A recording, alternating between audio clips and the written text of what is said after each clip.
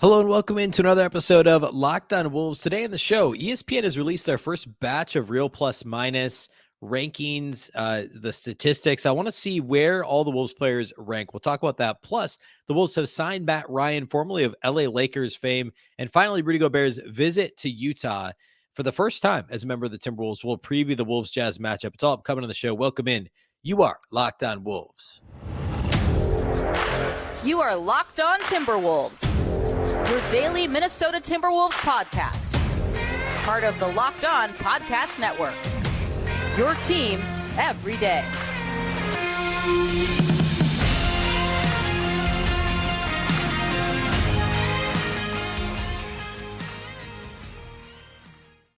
Hello and welcome to the Locked On Wolves podcast, part of the Locked On Podcast Network, your team every day. My name is Ben Beecken. I'm the host of Locked On Wolves. Today's episode is brought to you by BetOnline. BetOnline has you covered this season with more props, odds, and lines than ever before. BetOnline, where the game starts. Happy Friday, everybody. Happy weekend, and happy Timberwolves game day. The Wolves are back at it. First game of a 5-game West Coast swing. First up, the Utah Jazz. Rudy's return to Salt Lake City. We'll talk about that at the end of the show. Plenty to get to first.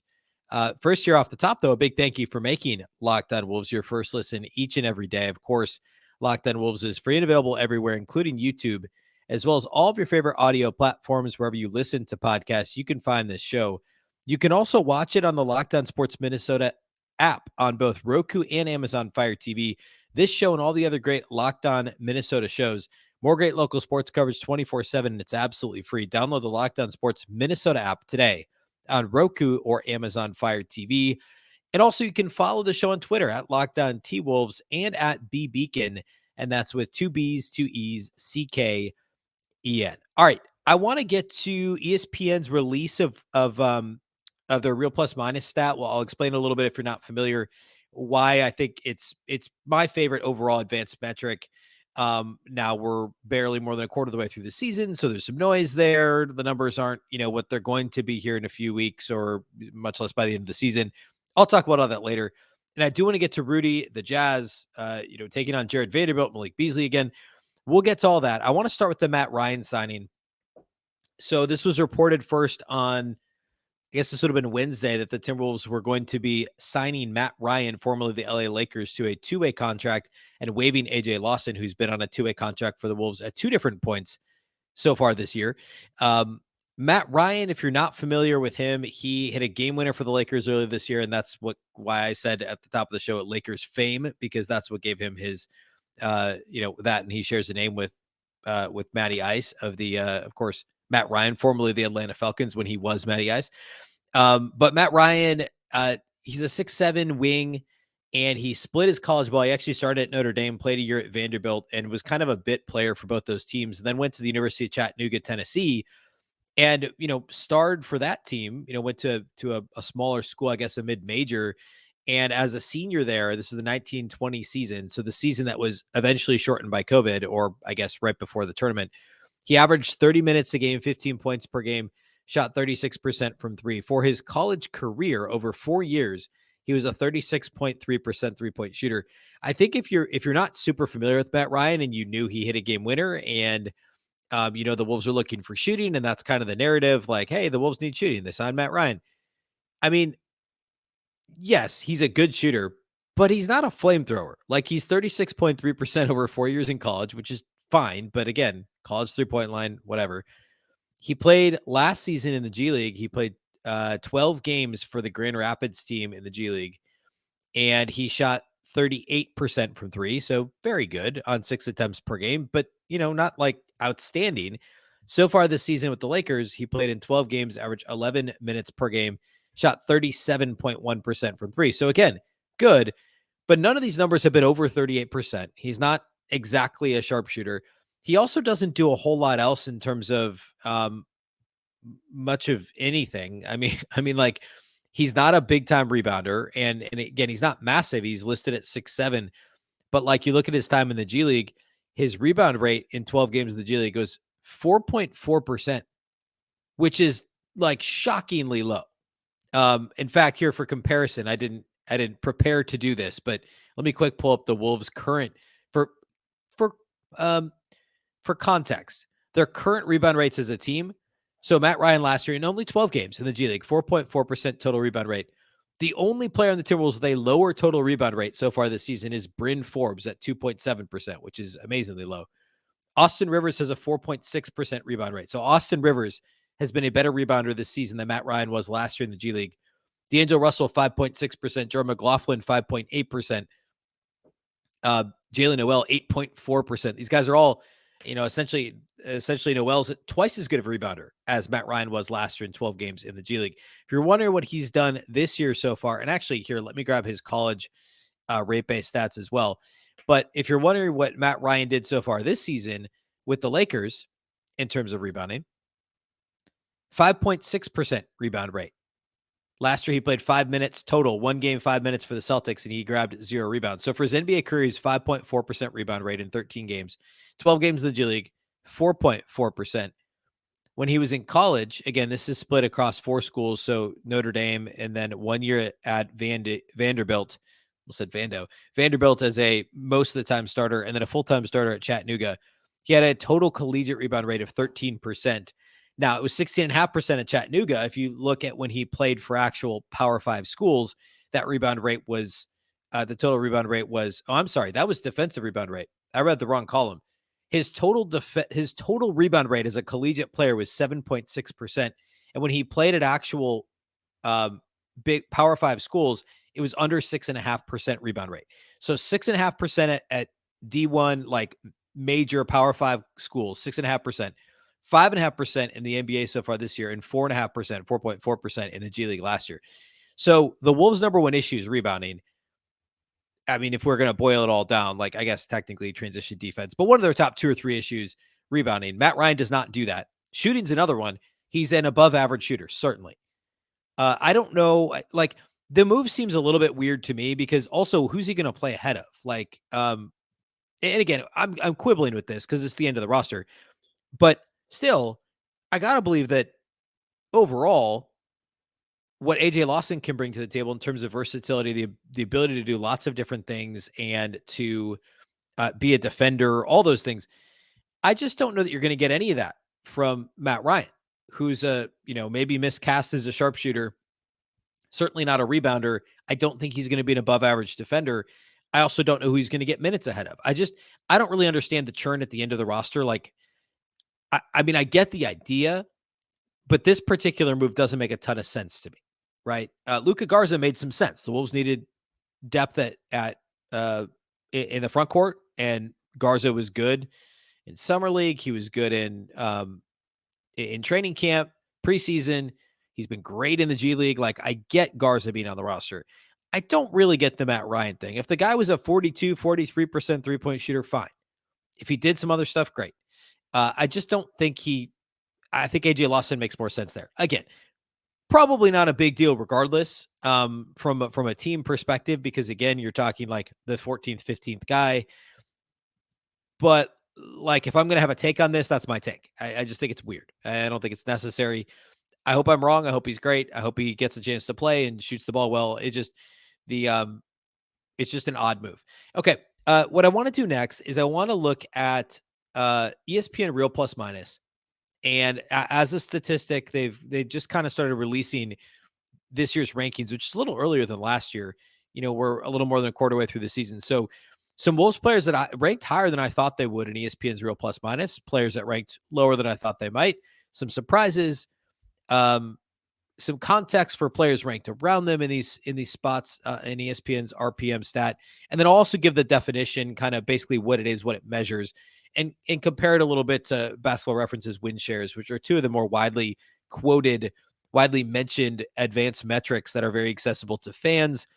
And I think both do a pretty good job, but what do they agree on? What do they not agree on? And just kind of fun with a relatively small sample advanced metrics. So I want to do that here next. And then we'll close the show by talking Rudy's return to Salt Lake City, the Wolves-Jazz matchup. So we'll get to all that here next. First, though, today's episode of Locked On Wolves is brought to us by our friends at Masterclass. What is Masterclass, you ask?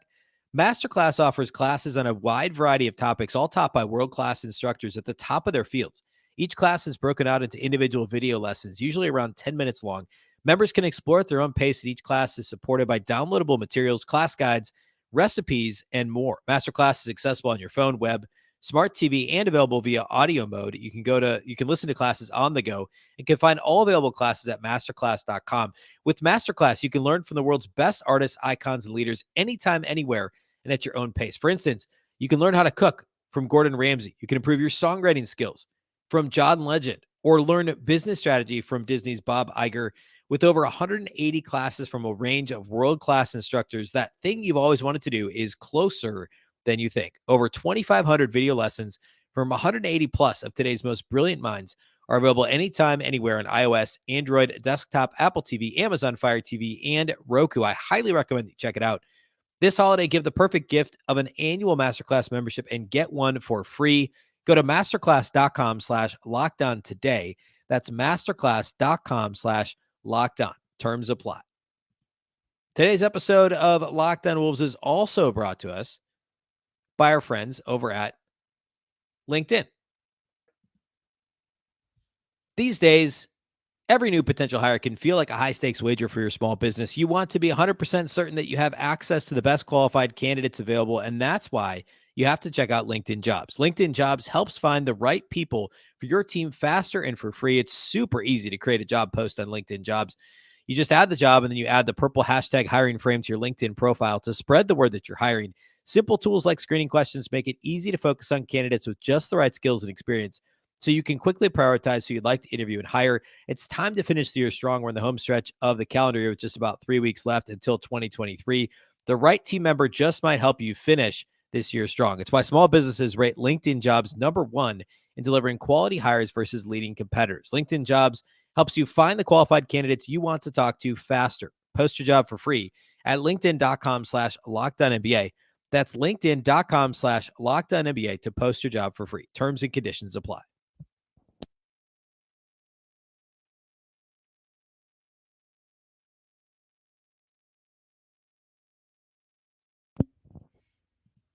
All right, let's go ahead and talk about the ESPN real plus minus thing. So if you're not familiar with this stat, essentially this metric was created like 8 or so years ago. And basically it's a smarter version of plus minus. If you've listened to the postgame podcast, you've heard me kind of gripe about individual plus minus. I always talk about how it's noisy, right? Because it doesn't tell the whole story, because the plus minus is very much impacted by the other 4 players on the court.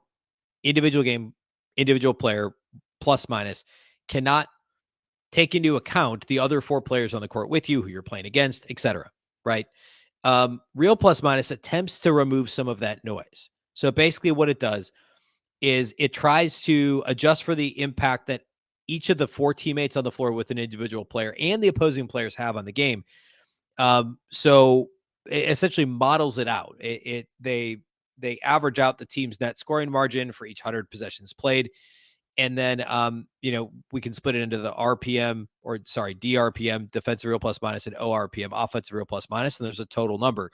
So it's, again, no advanced metric. I want to be very clear. No advanced metric is the end all be all. Nothing is like the all encompassing, it's baseball has WAR, right? Wins above replacement. If you're familiar, if you're a baseball fan, that's probably the closest thing in terms of any one individual metric for any sport, I think. Where it's pretty widely accepted, and there's slightly different calculations depending on which website you go to for baseball. For basketball, like win shares is over at Basketball Reference. That's a little bit, crude probably isn't the right word. It's a little bit more crude than real plus minus. I don't think it's quite as accurate, but it's a quick and dirty, like, hey, is this guy above average, below average? It heavily weights rebounding. So, big men always do really well in win shares. Like Rudy Gobert is like the win shares king over the last few years. I think real plus minus is a little bit more accurate, and I think it's a good stat, a good metric. But again, not the end all be all. Still, and then I guess the other disclaimer here is we're only a quarter of the way through the season, a little more than a quarter of the way. So these numbers are all going to change.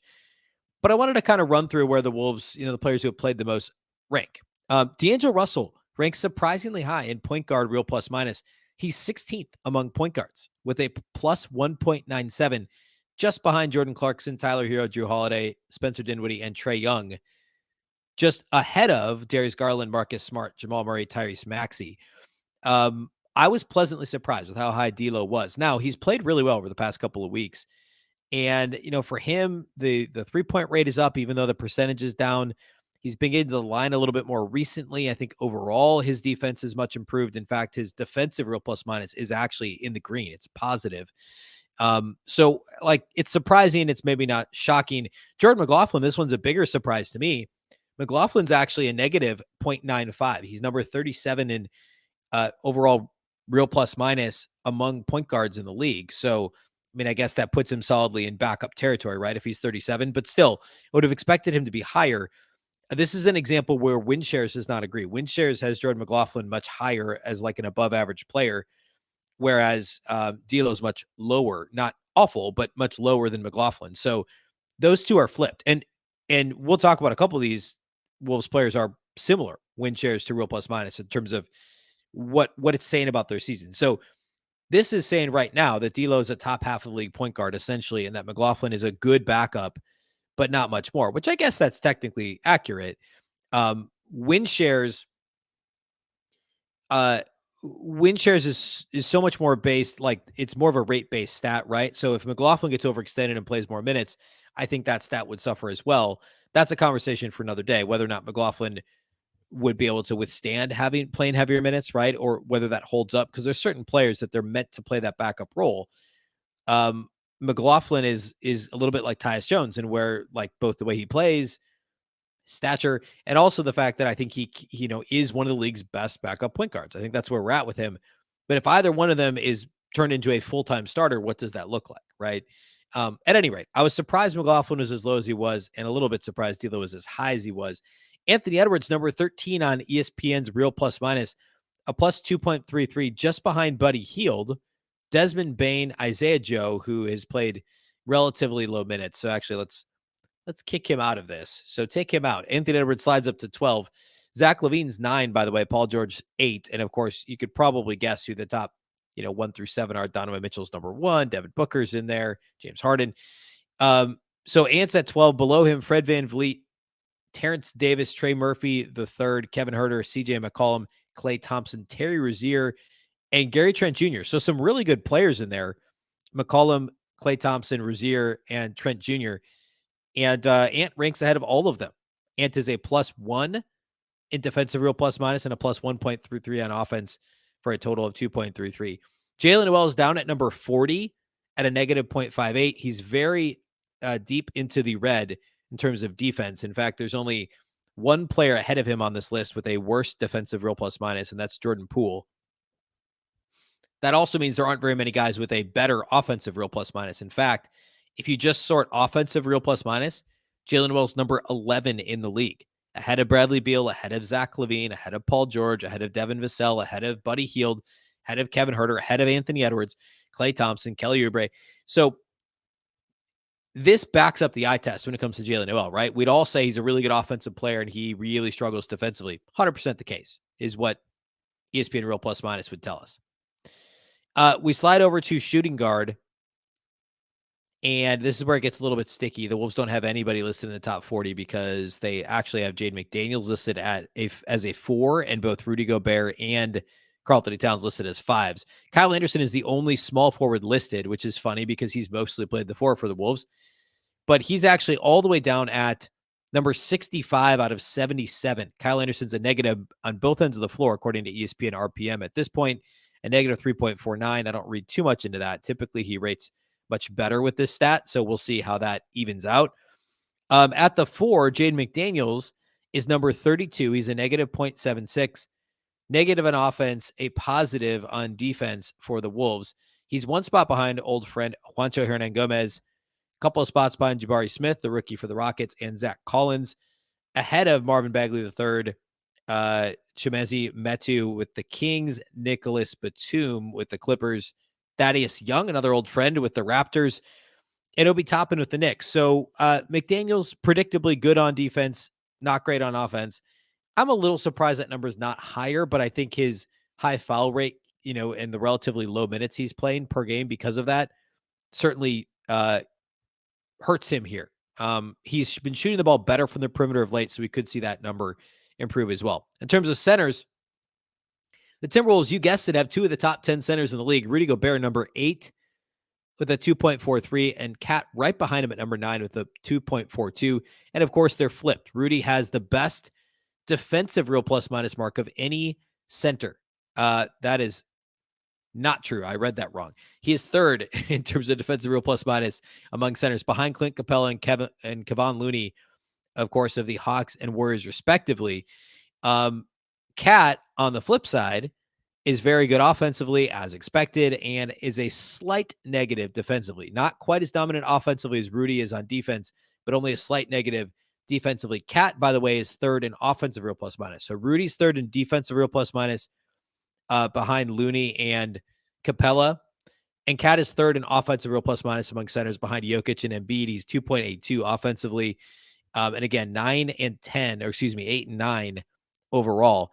The top 7 centers, according to ESPN's real plus minus, for the record: Jokic, Embiid, Porzingis, Miles Turner, Brook Lopez, Isaiah Stewart with the Pistons, and Kevon Looney with the Warriors, and then Gobert and Towns ahead of Thomas Bryant, Mitchell Robinson, Clint Capella, Nikola Vucevic, Al Horford, Valanciunas, Bam Adebayo, and on down the list. So, and I should also mention Nas is on this list too. He's 31, and he's a plus 0.22. So Nas is actually in borderline starter territory, according to ESPN real plus minus. So the surprises for me are how low McLaughlin is ranked, how high Ant was ranked, how high D'Lo is ranked, how incredibly low Kyle Anderson was ranked actually too.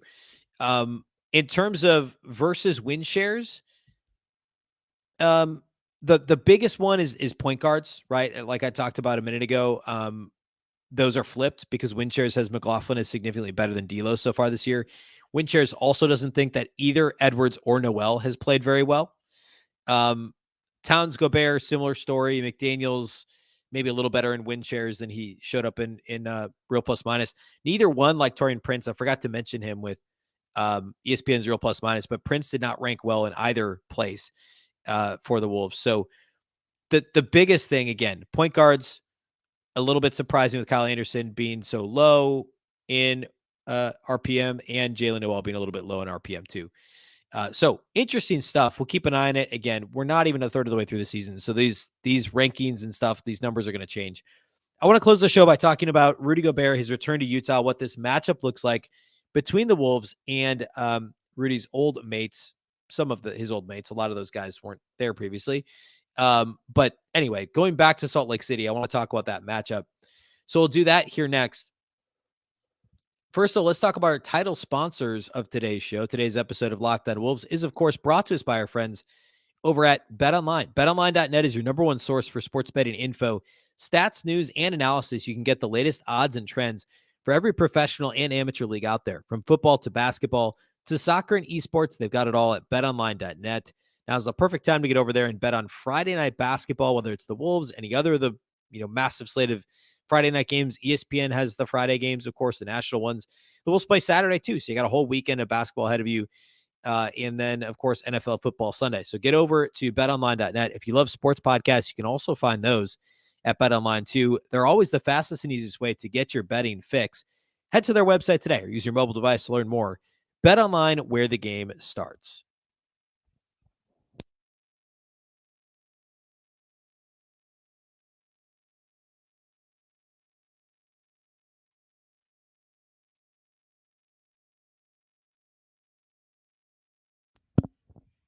All right, let's talk Wolves Jazz. So first of all, the injury report. Colin Sexton hurt his hamstring, I think it was, last time out. He's not going to play in this game, which is significant for the Jazz. Mike Conley should be back. He's missed the last couple of weeks, and the report is that unless he has a setback, getting ready pregame, I think he's missed like 9 games. He'll be playing for the Jazz. Lauri Markkanen did not play on Wednesday due to illness. I don't think he's on the injury report currently. You're recording this late Thursday. I think he's likely to play Friday. Also, interestingly, they've shuffled their lineup a little bit. Malik Beasley was in the starting lineup on Wednesday. Also, Jared Vanderbilt did not start for the first time this season. The game prior, he started, as he had all season to that point, and made 4 3-pointers on 4 tries, which is crazy. But this last Wednesday, when the Jazz beat the shorthanded Warriors by a single point, Vando came off the bench. In that game, the Warriors did not have Steph Curry, and it was basically like Jordan Poole, Klay Thompson. Oh, they also didn't have Draymond Green in that game either. But the Jazz won by 1, and Jordan Clarkson had 22 on 20 shots. Sexton did play. He did get hurt, but he had 17 points on just 9 shots. Malik Beasley started. Vando came off the bench, only had 4 points, 4 rebounds in 24 minutes. If we look back at the last time the Wolves and Jazz played, this was all the way back at the second game of the season. The Wolves had beat the Thunder in a relatively overwhelming opening night win. Remember, the Wolves collapsed in the third quarter, still beat the Thunder relatively easily. Against the Jazz, kind of the same thing. The Wolves had a 15-point lead after the first quarter. They were up 9 at halftime, and then the Jazz took a 1-point lead into the fourth quarter. The Wolves forced overtime, and then the Jazz pulled away, won by 6 in overtime. That game for the Wolves, I mean, Cat had 27 and 8. Rudy only had 9 points, but he also had 23 rebounds against his former team. And we'll talk about rebounding here in a minute. The Jazz are one of the few teams the Wolves should beat up on the glass. D'Lo had 23 and 7, and Ant had 30 points and 5 rebounds when these two teams played last. For the Jazz, Jordan Clarkson dominated, had 29 and 6, made 7 threes in the game. The Wolves did an okay job on Lauri Markkanen. He only shot 2 of 10 from 3. It took him 23 shots to get his 24 points. Same thing with Beasley, 15 points on 16 shots for Beasley off the bench.